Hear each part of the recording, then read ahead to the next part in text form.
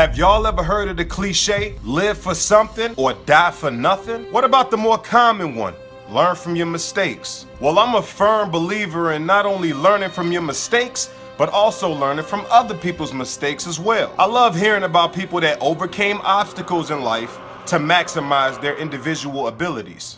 Maybe because I can relate to that, I don't know. But today's video is actually about a defensive lineman who went from abusing drugs to eventually winning a Super Bowl. This video was much different from what I usually do, so let me know down in the comments if you enjoy this type of content. Y'all feedback is extremely important to me. I read every single comment, so please let me know. I greatly appreciate it, y'all. Now let's get into this video. Drop my intro. It's killer raps, we got the hottest staff. In 03, I made a dynasty like Robert Kraft.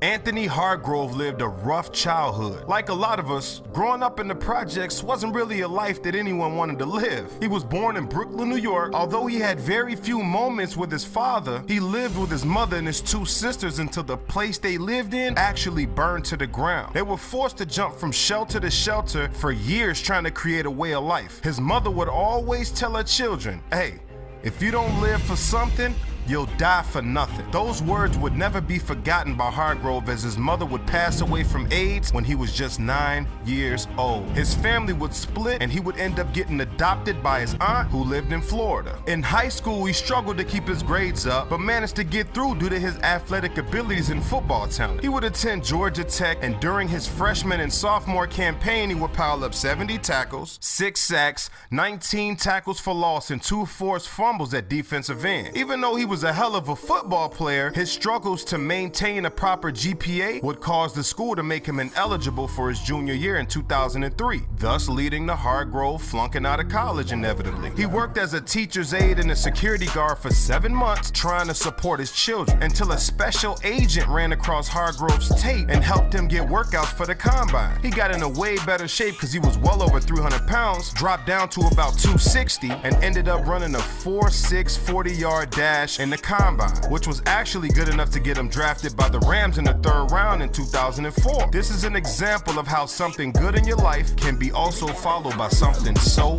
bad. Before his mother died, she made Anthony promise to take care of his siblings. Him getting drafted actually made that possible. But according to Hargrove, the money tore a wedge into his family and actually made things worse.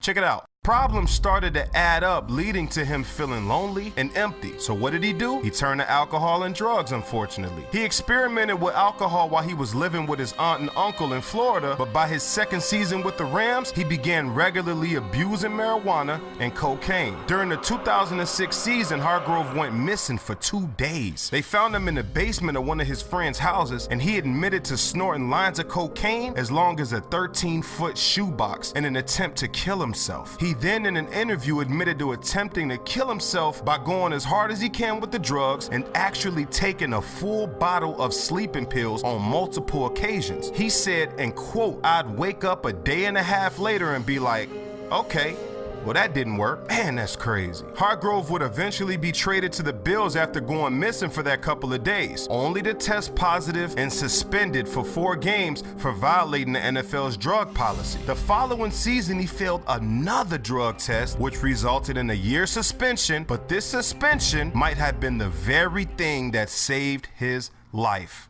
Check it out. He ended up joining a rehab through the NFL's drug treatment program for 3 months. After the 3 months, he elected to stay another 7 months because he saw the progress that he was getting from the first 3 months. Also to keep up with his sobriety. He continued to work out mentally and physically, hoping one day he can get back into the NFL. After being sober for 10 months, Hargrove's agent, the same one that found that tape and got him into that combine, sent the new tape to all 32 teams in the NFL. Guess who was the only one to respond? The New Orleans Saints. They offer him the league minimum, and Hargrove got his 2nd chance. But it always seems like for this guy, when something goes good, something immediately goes bad right after that. Hargrove will go on to be a great football player for the Saints and an asset to that strong defense that they had led by Jonathan Vilma and them boys. But the plot twist is Hargrove would actually be labeled as one of the ringleaders in that infamous Bounty Gate situation.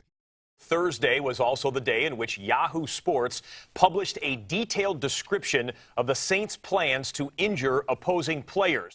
He drilled Vikings quarterback Brett Favre multiple times during the NFC Championship game, one of which was a personal foul and granted him a pretty hefty fine by the NFL. But the bottom line is, throughout all of his football career, teams only got half of Hargrove. Now he's sober and focused. The Saints got 100% of Hargrove. He would eventually help lead the Saints defense to a Super Bowl championship, being one of the key pieces defensively during that title run. To this day, Tony Hargrove is still sober and retired from football with a clean conscience, proving that anyone can overcome adversity, proving that every dark tunnel does have a light at the end. You just gotta locate it. Never give up on yourself and your dreams. I'm sure everybody has something they can learn from this story. Like I said earlier, learning from your mistakes is one thing, but learning from someone else's can be the difference between the mistakes you make as an individual. Anyways, that's pretty much all I got for you guys. Please leave a like if you enjoyed this video. Subscribe if you're new to the channel. We are on this 100 subscriber grind, y'all. So please hit that sub button if you enjoy sports the way that I do.